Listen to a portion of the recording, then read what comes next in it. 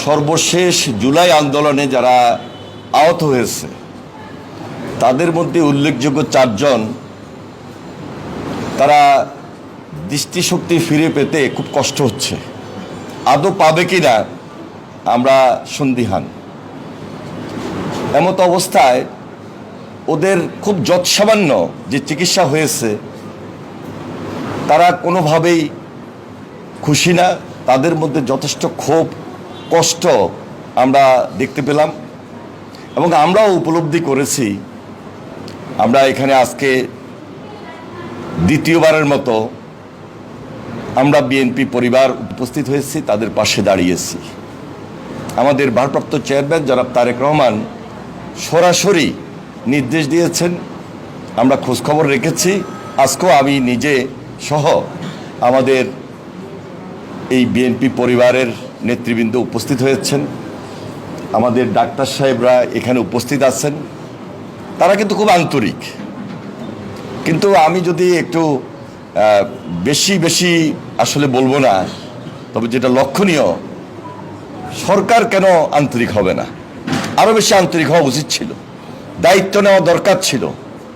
যে দায়িত্বটুকু আমরা খুব দৃশ্যমান দেখি না, আর যেটা দেখেছি সেটা খুব যৎসামান্য।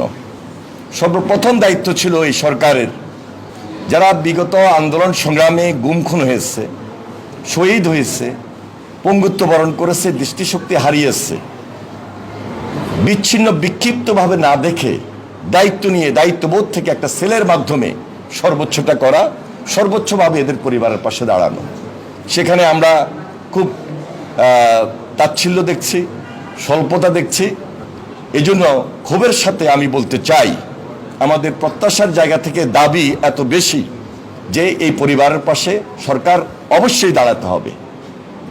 আমি জানি হয়তোবা এই কথাগুলো বললে ওনারা কিছুটা রাগান্বিত হতে পারেন, তারপরও আমি বলছি, আমাদের এই দেশে আজকে যদি একটা নির্বাচিত সরকার থাকতো, প্রকৃত নির্বাচিত সরকার থাকতো, এই দায়িত্ব এড়াতে পারতো না।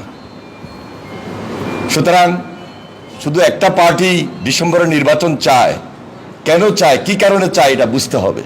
জনগণের স্বার্থে, দেশের স্বার্থে, জুলাই সর্বশেষ আন্দোলনের স্বার্থে বিগত 17 বছর আমরা যারা ত্যাগ স্বীকার করেছি, কষ্ট করেছি, যারা গুম হয়েছে, শহীদ হয়েছে, খুন হয়েছে, পঙ্গুত্ব বরণ করেছে, দৃষ্টিশক্তি হারিয়েছে, তাদের জন্য, দেশের জন্য, এই জন্য নির্বাচন চাই। নির্বাচন চাওয়াটা কোনো অপরাধ নয়। গণতন্ত্রের স্বার্থে জোর করে, জোর গলায় নির্বাচন চাচ্ছি। কেউ যদি মাইন্ড করেন, আমি মনে করি ঠিক হবে না। তাই আমাদের এই পর্যায় থেকে আমাদের যেটা দাবি, গতকালকেও বলেছি, আজকেও বলছি, যে সবাই মিলে আমরা ফ্যাসিবাদের বিরুদ্ধে লড়েছি, আগামী দিনেও লড়বো, কিন্তু গণতন্ত্রের ভিতকে শক্তিশালী রাখবো জনাব তারেক রহমানের নেতৃত্বে, জনাব বেগম খালেদা জিয়ার নেতৃত্বে। আমরা যারা ফ্যাসিবাদ বিরোধী আন্দোলন করেছি, আমরা যারা যুগপৎ আন্দোলন করেছি, সবাই মিলে আজকে দেশের গণতন্ত্রের স্বার্থে আমরা এই প্রস্তাবটি দিয়েছি এবং সরকারের কাছে আমরা তুলে ধরেছি। আমরা বলেছি যে দ্রুততম সময়ের মধ্যে হাসিনার বিচার দৃশ্যমান করা উচিত। আমরা বলেছি সংস্কার করবেন, যেটা খুব বেশি প্রয়োজন, মৌলিক সমস্যার সংস্কারগুলো, এবং দ্রুততম সময়ের মধ্যে নির্বাচন সব দল চায়, শুধু একটা দল চায়, কথাটা ঠিক নয়।